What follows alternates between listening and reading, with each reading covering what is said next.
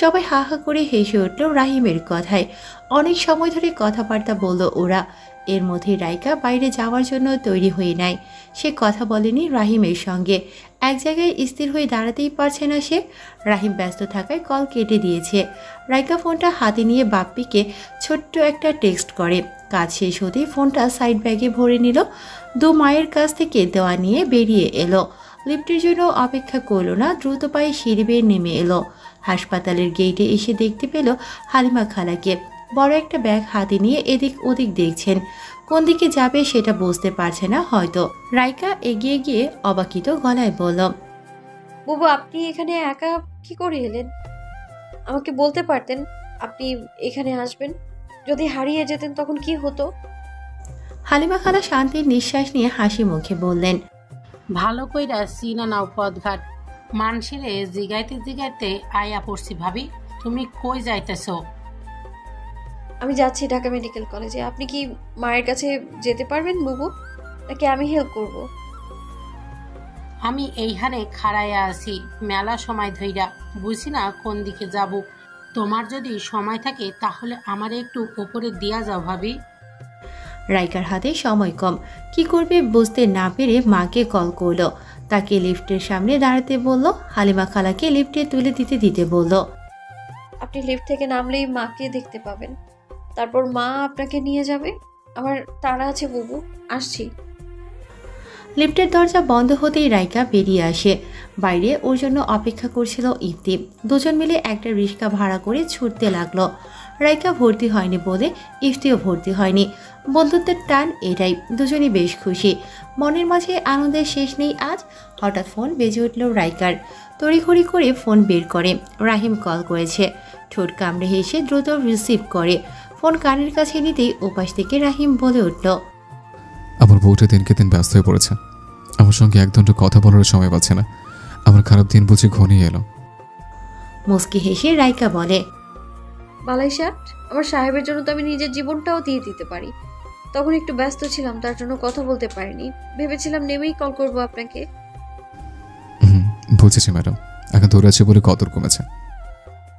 আবার রাহিম সশব্দে হেসে বলে, আচ্ছা সরি, আর বলবো না। কোথায় আছো বলো। রিক্সা আছি। সঙ্গে কে? বাবা এসছেন? সঙ্গে ইফতি, আর বাবা প্রায় চলে এসেছে। সাবধানে যাও।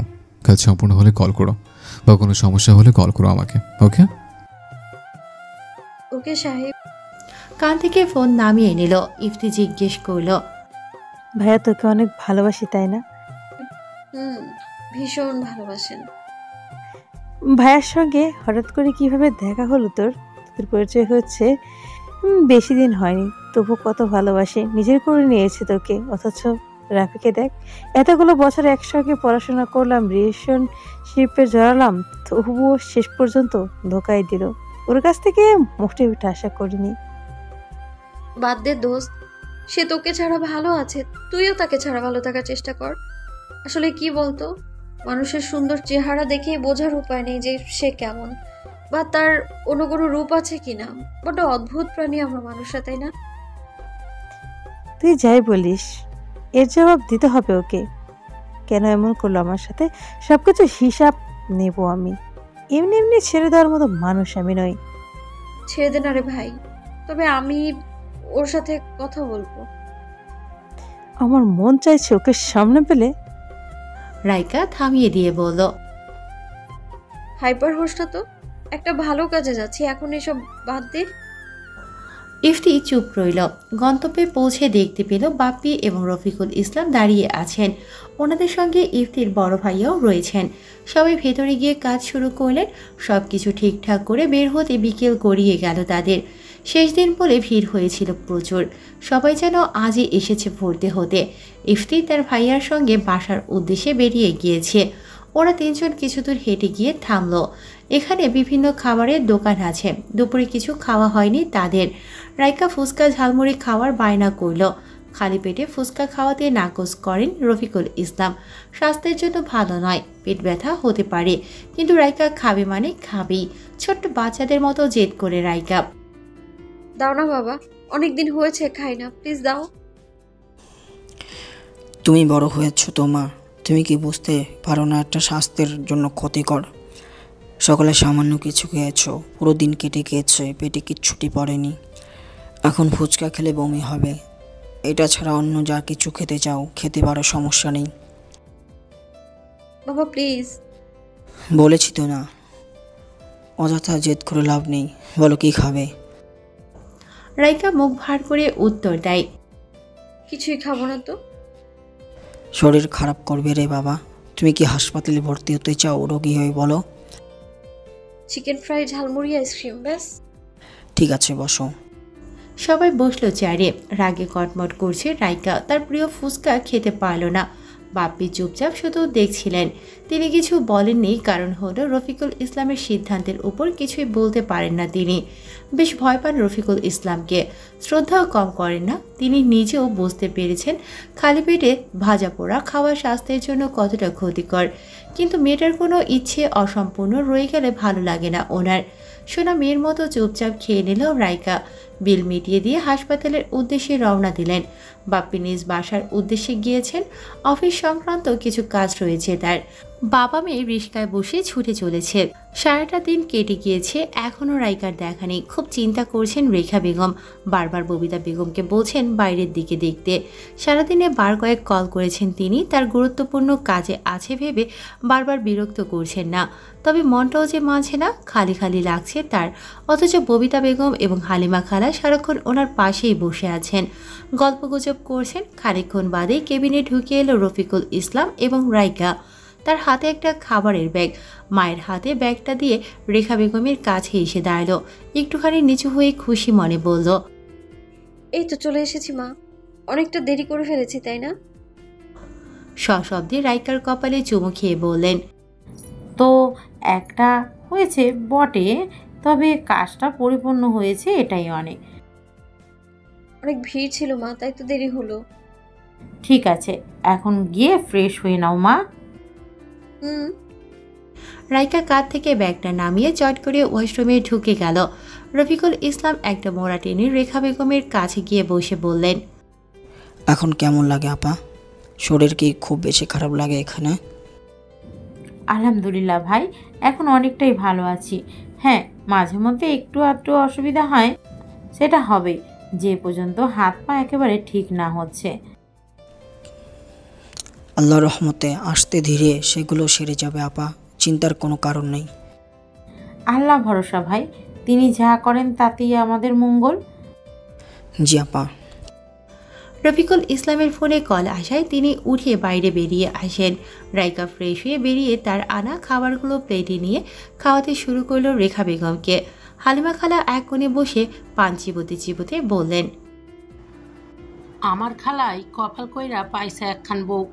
আমাগো পোলার বউ আমাগো দেহে না তো বিষ দেহে, দুই চোখকে সহ্য করবার পারে না। মুখে তুইলা খাওয়ার দিব তো দূরের কথা। রেখা বেগম হেসে বললেন, দোয়া করো আমার মায়ের জন্য। খাওয়ার ফাঁকে ফাঁকে অনেক গল্প করলেন তারা। রাইকা কিছুক্ষণ জিরিয়ে নিল। রফিকুল ইসলাম বাহির থেকে কেবিনে আসতেই বাবা মেয়ে বসলেন বইপত্র কেনাকাটা নিয়ে। সঙ্গে আরও কিছু কেনাকাটা করতে হবে তার। আপাতত হাসপাতালে এভাবেই থাকবে, বাসায় ফিরে তারপর থেকে ক্লাস করবে বলে ঠিক করে রাইকা। রাত হয়েছে অনেক।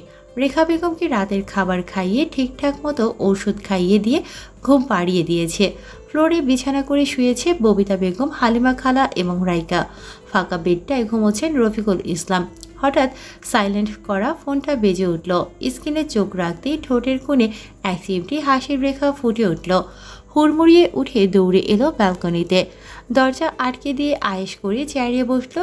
কল রিসিভ করে কানে চেপে গলা খাকারি দিয়ে রাইকা বলে, সাহেবের কি এতক্ষণে সময় হচ্ছে?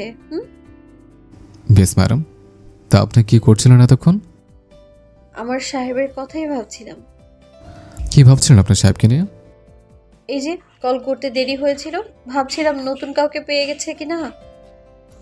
মুখ টিপে হাসি রাইকা। তার কথায় তাল মিলিয়ে রাহিমও বলল, হ্যাঁ, তা তো একটা প্রয়োজনে।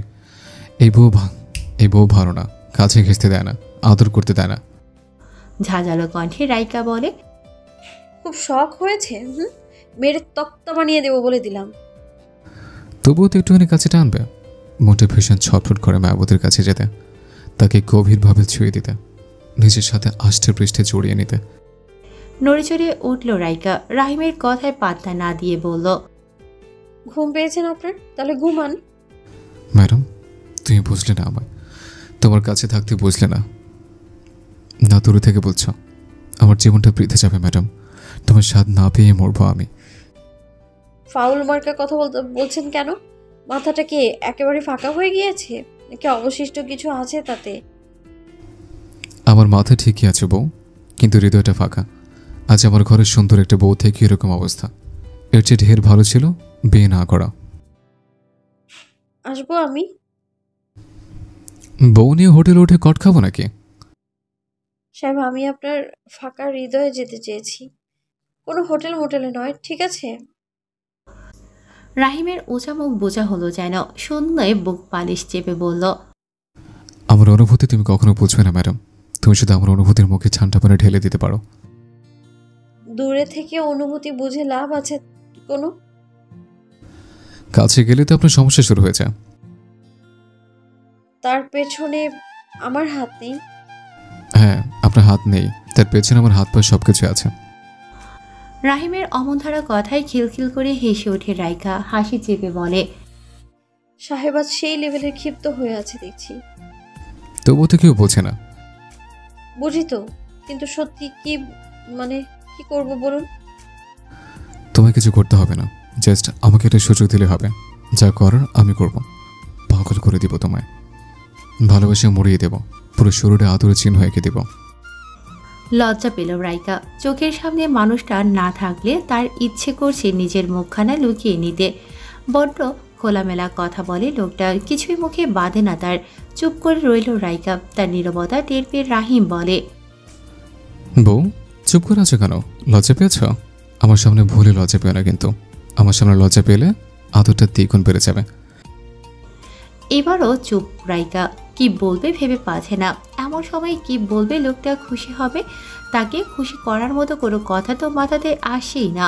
উল্টো এমন সব কথাবার্তা মুখে আসে যা বলে এখনই বোম ফাটবে, কম্পন শুরু হবে। কিন্তু কি বলবে এখন? যদি কিছু না বলে তাতেও রেগে যাবে। অনেক ভেবেচিন্তে রাইকা বলে, আচ্ছা সাহেব, আমাদের কটা বেবি হবে?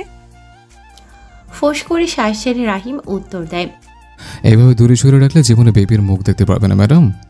যত কাছে টানবে তত বেবি হবে। অট্ট হাসে রাইকা। দু চোখ বুঝে তার হাসির শব্দে মন জুড়িয়ে নেয় রাহিম। দারুণ এক শান্তি অনুভব করে সে। একের পর এক চালিয়ে যায় কথা। সময়ের দিকে নজর নেই তাদের। মিনিট ফুরিয়ে ঘন্টা, তবুও কথার কমতি নেই। তাদের কথার সূচনা আছে, তবে অন্তিম নেই। আহ, কি সুন্দর রাত! আকাশের চারটার মতোই সুন্দর মুহূর্ত সৃষ্টি হয়েছে তাদের। এ রাতের যেন শেষ না হয়। চলতে থাকুক বহু সময় ধরে, হাসতে থাকুক ওরা দুজন। দিন বদলের খেলায় থেমে নেই কিছুই বা কেউই। সময় চলছে, মানুষ চলছে, পশু পাখিরাও চলছে। কারোর জন্য কেউ থেমে নেই। কারো বিরহে সাময়িক সময়ের জন্য একদিমন থমকে দাঁড়ালেও পর মুহূর্তেই আবার চলতে শুরু করে। চোখের পলকে কেটে গেল 6 মাস। আজ রাহিম মাঠ থেকে 20 দিনের ছুটিতে বাসায় ফিরবে। যদিও তার পোস্টিং ঢাকার আশেপাশেই হয়েছে, এবার থেকে প্রতি সপ্তাহে বাসায় আসতে পারবে। সপ্তাহে 2 দিন করে নিজের পরিবারের কাছে থাকতে পারবে। আল্লাহর অশেষ মেহেরবান যে রেখা বেগম এত দ্রুত সুস্থ হয়ে উঠেছেন। যদিও বা তিনি এখনো পর্যন্ত তেমন একটা হাঁটাচলা করতে পারেন না। অনেকক্ষণ সময় নিয়ে এ ঘর থেকে ও ঘর অবধি যেতে পারেন, তবে ওনার কষ্ট হয় প্রচণ্ড রকম। ঠিক এই কারণেই রাইকা তাকে হাঁটাহাঁটির অনুমতি দেয় না। সবসময় প্রয়োজনীয় সব জিনিসপত্র ওনার হাতের কাছেই রেখে দেয়। তার উপর হালিমা খালা সর্বক্ষণ ওনার কাছেই থাকেন।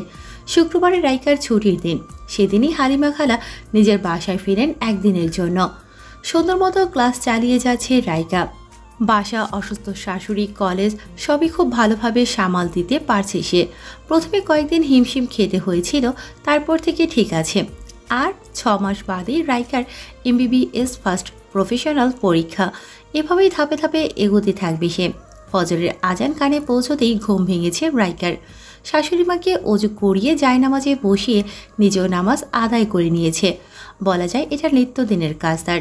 নামাজ শেষ করে শাশুড়ি মাকে চা বানিয়ে দিয়েছে, পরপরই নাস্তা। এবং তারপরেই শুরু হয়েছে তাদের সকল কর্মসূচি। হালিমা খালাকে দায়িত্ব দিয়েছে সমস্ত ঘরদোর পরিষ্কার করার। কোমরে আঁচল গুঁজে তিনি লেগে পড়েছেন নিজের কাজে। এদিকে রাইকা আর রেখা বেগম রান্নাঘরে ঢুকেছেন।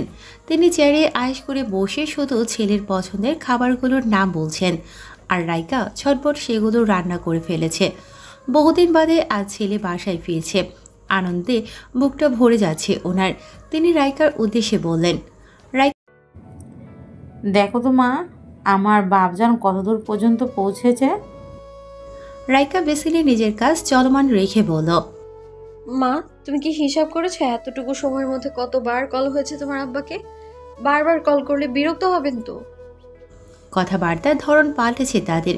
গত 6 মাসে তাদের মধ্যে বন্ধুত্বপূর্ণ সম্পর্ক গড়ে উঠেছে। নিজের মেয়ের মতোই করে কথা বলেন রেখা বেগম। রাইকাও একইভাবে নিজের মায়ের মতো আচরণ করে ওনার সাথে। সবকিছু মিলিয়ে খুবই ভালো আছে তারা। এবার রেখা বেগম বলেন, এবারে শেষ মা, দে না প্লিজ। যদি তোমার ছেলে আমায় বকে? সেই দায় আমার, তুই না হয় আমাকে বকে দিস। রাইকা হাসলো। ওনায় হাতটা মুছে কল বসালো। রিং বাজতে বাজতে কেটে যাওয়ার আগেই রিসিভ হলো। রাইকা জানতে চাইল, কোথায় আছেন এখন? কতক্ষণ লাগবে আসতে?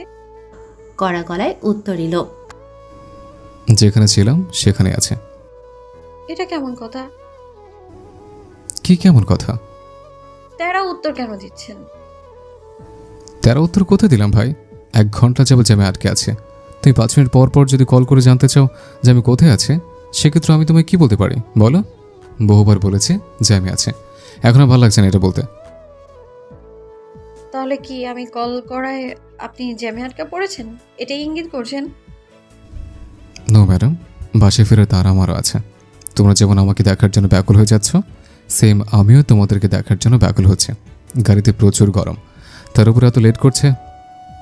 ম্যাচে যে 12টা বাজছে। বাইক নিয়ে আসবো আমি? জি না, বাইক নিয়ে রাস্তায় বের হবেন, তারপর গিয়ে লাগিয়ে দিবেন বড় কোনো গাড়ির সঙ্গে। এরপর আমার যে অবস্থা হবে, চাকরি বাকরি ছেড়ে ছুড়ে দিয়ে মা আর বউয়ের দেখভাল করতে হবে। আমি এখানে সারাদিন জ্যামে আটকে থাকি, কোনো সমস্যা নেই আমার। খিলখিল করে হেসে উঠল রাইকা। এবার ওপাশ থেকে রাহিম হাসির শব্দ শুনে বলে, এভাবে হেসে না বউ, নইলে কিন্তু গাড়ির ছাদ ভেঙে উড়ে উড়ে চলে আসবো। রাইকা গলা খাকারি দিয়ে ফিস ফিস করে বলল, মা আছেন এখানে, কথাবার্তা সাবধানে বলবেন। মায়ের সামনে কল দাও কেন? মাই দিতে বলেছেন মশাই।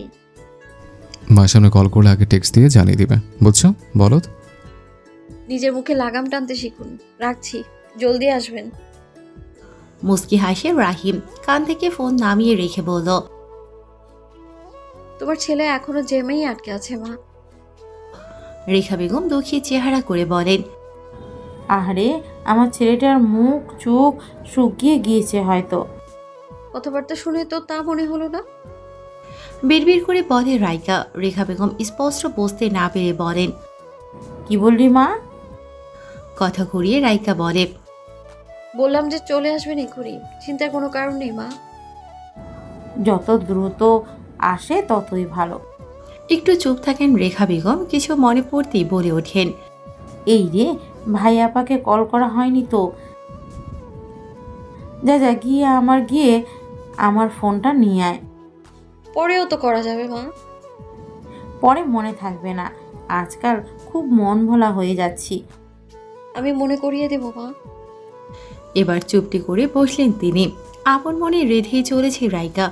এটা ওটা সেটা সবই একা হাতে করছে, কোনো ক্লান্তি নেই তার, নেই কোনো অভিযোগ কিংবা আফসোস। সবসময় হাসি মুখে কাজ করে, বিরক্তির ছিটেফোঁটাও নেই তার চেহারায়।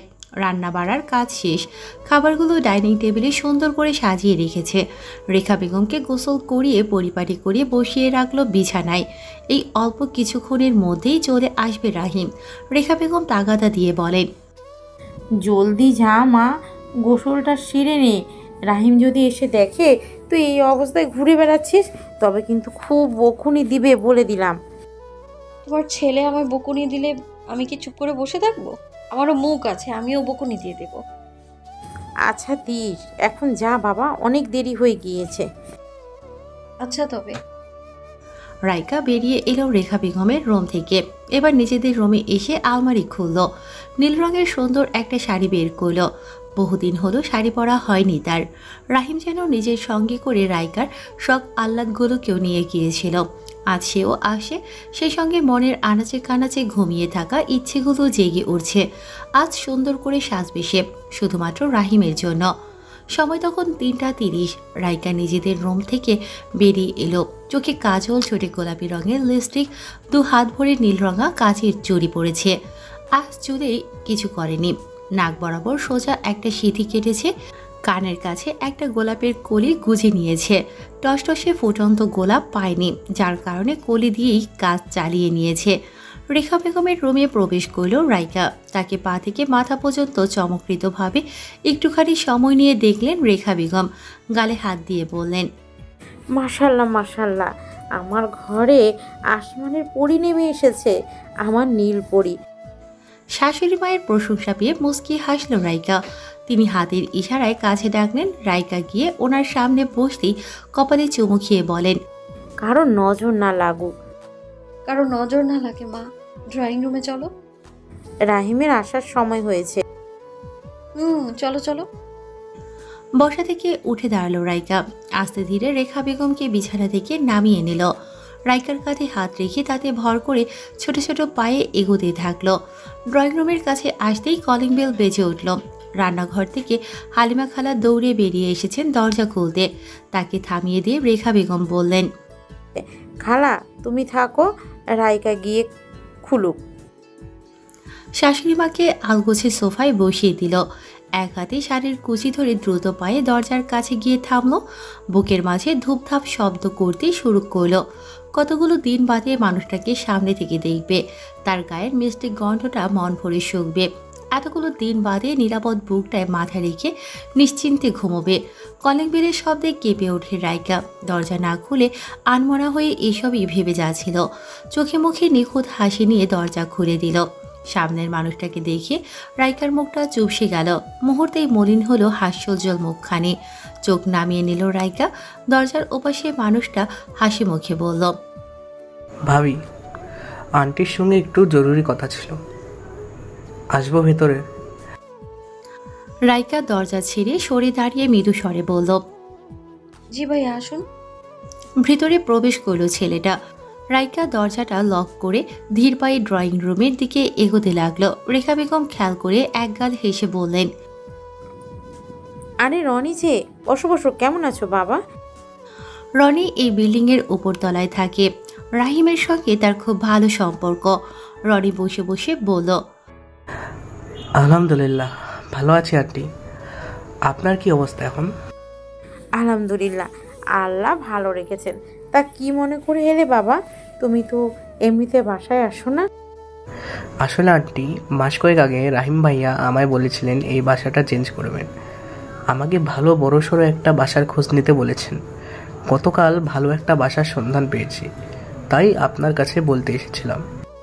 মাশাআল্লাহ, ভালো কাজ করেছো বাবা। রাহিম আজ বাসায় আসছে, ও আসুক তারপর ওকে বলবো। জি আন্টি, আজ তাহলে উঠি। বসো, চা খেয়ে যাও বাবা। না না আন্টি, ঠিক আছে, রাহিম ভাইয়া আসুক, তারপর না হয় চা খেতে আসবো। তাই বলে খালি মুখে চলে যাবে? সমস্যা নেই আন্টি, উঠছি। রনি উঠে দাঁড়ালো। হালিমা খালা গিয়ে দরজা খুলে দিলেন। রাইকা গাল ফুলিয়ে সোফায় ধপাস করে বসে পড়ল। রেখা বেগম আর চোখে দেখে মিটিমিটি হাসতে লাগলেন। দুহাতে কপাল ধরে নিচের দিকে ঝুঁকে আছে রাইকা। হঠাৎ মাথায় জোরে সোরে টোকা পড়ায় মাথা তুলে চাইল। সেকেন্ডের মধ্যেই মলিন মুখে হাসির রেখা ফুটে উঠল। ভদ্রতার খাতিরে লাফিয়ে কোলে চড়ে উঠতে পারল না সে। চট করে দাঁড়িয়ে গেল। চোখ দুটো চিকচিক করছে, মুখটা হা হয়ে গিয়েছে। খুশিতে আত্মহারা হয়ে বলল, আপনি কখন এসেছেন? রাহিম মুচকি হেসে বলে, যখন মাথায় ঢোকা দিয়েছে। ইচ্ছে করছে লোকটাকে জাপটে ধরতে, কিন্তু সামনে গুরুজন আছেন, তাই নিজের ইচ্ছেকে দাবিয়ে রাখল। রাহিম মায়ের কাছে গিয়ে জড়িয়ে ধরল তাকে। খুশিতে রেখা বেগম কেঁদে ফেললেন। ছেলে চোখের পানি মুছে দিয়ে বলল, চলে তো এসছি মা, কাঁদছো কেন? কেঁদো না। ছেলের কপালে চুমু খেলেন রেখা বেগম। এক নজর রাইকার দিকে তাকিয়ে বললেন, রুমে গিয়ে ফ্রেশ হয়ে আয় আব্বা, সবাই একসঙ্গে খাবো। রাহিম নিজের ব্যাগপত্র নিয়ে রুমের দিকে এগোতে লাগলো। রেখা বেগম রাইকার উদ্দেশ্যে বললেন, দেখ তো মা, রাহিমের কিছু লাগে কি না। সুযোগ পেয়ে দ্রুত কেটে পড়ল সেখান থেকে। রেখা বেগম হাসলেন রাইকার কাণ্ড দেখে। রুমে এসে দরজা লক করে দেয় রাইকা। রাহিম সবেমাত্র শার্টের বোতাম খুলেছে। এর মধ্যেই নজর আটকায় রাইকার ওপর। সে কেবলই খেয়াল করেছে তার মায়াবতী শাড়ি পরেছে। গা থেকে একটানে শার্টটা খুলে ফ্লোরে ফেলে রাখলো। লম্বা পায়ে রাইকার দিকে এগিয়ে গেল, তার কোমর ধরে নিজের দিকে টান দিল। রাহিমের উন্মুক্ত বুকে লেপ্টে গেল রাইকা। কপালের উপর থেকে ছোট ছোট চুলগুলো সরিয়ে দিয়ে রাহিম বলে, সে আবার খোলা চুল? রাইকা ঠোঁট কামড়ে হেসে বলে, আমাকে পাগল করার জন্য। আমার বউ দিকে চাঙ্গা মুডে আছে। মুড কি আপনার একারই আছে সাহেব? এতদিন তো সেটা জানতাম। ভুল জানতেন। তাই তো মনে হচ্ছে ম্যাডাম। এখন ছাড়ুন, মা অপেক্ষা করছেন আমাদের জন্য। ফ্রেশ হয়ে আসুন তাড়াতাড়ি। রাইকার কোমর ছেড়ে দিল। ফ্লোর থেকে শার্টটা তুলে সোজা ওয়াশরুমের ভিতর ঢুকে গেল। রাইকা বুক ভরে শান্তির শ্বাস টানে। ভীষণ শান্তি লাগছে তার। রাইকা এসে রেখা বেগমকে ডাইনিং টেবিলে বসিয়ে দিল। সবার প্লেটে খাবার বেড়ে দিল। একপাশে চুপটি করে দাঁড়িয়ে রাহিমের জন্য অপেক্ষা করতে লাগলো। মিনিট দুয়েক পরই রুম থেকে বেরিয়ে এলো। টেবিলের উপর পছন্দের সব খাবার দেখে তাক লেগে গেল। একবার মায়ের দিকে তাকায়, আবার বউয়ের দিকে তাকায়। খুশিতে বাগবাগ হয়ে গিয়েছে। দুহাতের তালু ঘষে বসে পড়ল চেয়ারে। হালিমা খালা সহ সবাই খেতে বসলেন। খেতে খেতে রাহিম বলে, এবার থেকে সপ্তাহে 2 দিন তোমাদের সঙ্গে বসে খেতে পারবো। পরিবারের সঙ্গে বসে খাবার খাওয়া কি শান্তি! আহা! রেখা বেগম হেসে বলেন, আল্লাহ যা করেন ভালোই করেন। এবার পরিবারের সদস্য বাড়ানোর চিন্তা ভাবনা করো, বাসাটা খালি খালি লাগে। বিষম খায় রাইকা। তড়িঘড়ি করে তার দিকে পানির গ্লাস বাড়িয়ে দেয় রাহিম। ঢকঢক করে পুরো পানিটাই শেষ করলো রাইকা। আস্তে ধীরে শান্ত হলো। রাহিমের চোখে চোখ পড়তেই কিছুর ইঙ্গিত করে সে। মুহূর্তেই চোখ সরিয়ে নিল রাইকা। চুপচাপ খেতে লাগলো। রেখা বেগম আপন মনে হাসেন ওদের অবস্থা দেখে। পছন্দের খাবারগুলো তৃপ্তি করে খেয়েছে রাহিম। মার সঙ্গে অনেকক্ষণ যাবৎ বসে গল্পগুজব করছিল। এক পর্যায়ে মায়ের কোলে মাথা রেখে শুয়ে পড়ে। রেখা বেগম ছেলের মাথায় হাত বুলিয়ে দিতে দিতে বললেন, আমি কিন্তু তখন কথাগুলো মজা করে বলিনি। রাইকা ভীষণ খেলো, তাই আর কিছু বলিনি। কিন্তু এই বিষয় নিয়ে আমি সিরিয়াস আব্বা। রাহিম চোখ দুটো বুঝে বলল, সময় আছে মা, এত তাড়াহুড়ো করা উচিত হবে না। এটাই সঠিক সময় বাবা, পরে দেরি হয়ে যাবে। ও টোটাল 6 বছর সময় লাগবে ডাক্তার হয়ে বেরিয়ে আসতে। পড়াশোনার মাঝখানে এসব নিয়ে চিন্তা করলে পড়াশোনায় ক্ষতি হবে মা। আমাকে সামলে ক্লাস করছে কি করে? বর্তমানে তো আমিও একটা বাচ্চার ন্যায় নিজে কিছু করতে পারি না। তাহলে সমস্যা কিসে? তুমি বুঝছো না মা। মরে গেলে বুঝবো। চোখ মেলে মায়ের দিকে তাকায় রাহিম। দুঃখী চেহারা করে আছেন তিনি। এক নজর রাইকার দিকে তাকিয়ে পরক্ষণেই নজর সরিয়ে নিয়ে উঠে বসল। মুখে হাসি নিয়ে বলল, তোমাদের একটা গুড নিউজ দিব। রেখা বেগম রাইকার দিকে তাকিয়ে আবার রাহিমের দিকে তাকিয়ে বলেন, কি গুড নিউজ আব্বা? সবাইকে চমৎকৃত করে রাহিম বলল, সরকার আমাকে বিয়ে করার অনুমতি দিয়েছে। রেখা বেগম খুশি হলেন। শুকরিয়া আদায় করে বললেন, তাহলে কালই ভাই আর আপাকে আসতে বলি, প্রস্তুতি নিতে হবে তো। বাবার সাথে কথা বলেছি আমি। বৃহস্পতিবার রাতে ওনারা আসবেন আমাদের এখানে। তারপর এই বিষয় নিয়ে আলোচনা হবে। ঠিক আছে, আসুক তাহলে। বাসার আগে চেঞ্জ করব। রনের সঙ্গে দেখা হয়েছিল, তখনও বলল ভালোবাসা পেয়েছে। আগামীকাল দেখে আসবো। দেখে এসো। কথাবার্তা বলতে বলতে রাত হলো অনেক। রাতের খাবার খেলো না কেউই। দুপুরের খাবার খেতেই সন্ধ্যা হয়ে গিয়েছিল তাদের। পেট ভরাই আছে সবার। রাহিম মাকে ওষুধ খাইয়ে দিয়ে আলগোছে শুইয়ে দিয়ে পাশে বসে মাথায় হাত বুলিয়ে দিল। হালিমা খালা রেখা বেগমের রুমেই ঘুমান। তিনি রাহিমকে বললেন, ভাই তোমরা যাও, আমি খালার মাথা টিপা দিতাছি। রেখা বেগমও বললেন নিজেদের রুমে গিয়ে ঘুমিয়ে পড়তে। রাহিম আর রাইকা বেরিয়ে এলো। হালিমা খালা দরজা ভিড়িয়ে দিলেন। নিজেদের রুমে এসে দরজা লাগিয়ে দিল রাহিম। বিছানার উপর ধপাস করে বসে বাঁকা হেসে বলল, ম্যাডাম কি আজ শাড়ি খুলবে না, নাকি আমি খুলে দেবো সে অপেক্ষা বসে আছো? রাইকা এগিয়ে এসে দুহাতে রাহিমের গলা জড়িয়ে ধরে বলে, আজ সাহেবের যা খেতে ইচ্ছে করে বলতে পারেন, বাধা দিব না। এমন সুযোগ হাতছাড়া করা যাবে না। এমন সুযোগ লুফে নিতে হয়। সবকিছু লোফে নিলে আপনার কি থাকবে ম্যাডাম? রাহিমের কানের কাছে মুখ নিয়ে ফিসফিস করে উত্তর দিল। বাবু। রাহিম কান সরিয়ে নিয়ে সরু চোখে রাইকার দিকে চেয়ে বলে, বাবু কি? রাহিমের দুগাল টেনে ধরে রাইকা বলে, বোঝেন না আপনি? বুঝে বললে বুঝবো। তখন মা যে বলল। তখন মা কি বলল? আমাদের বাবু হবে, দিবেন একটা বাবু।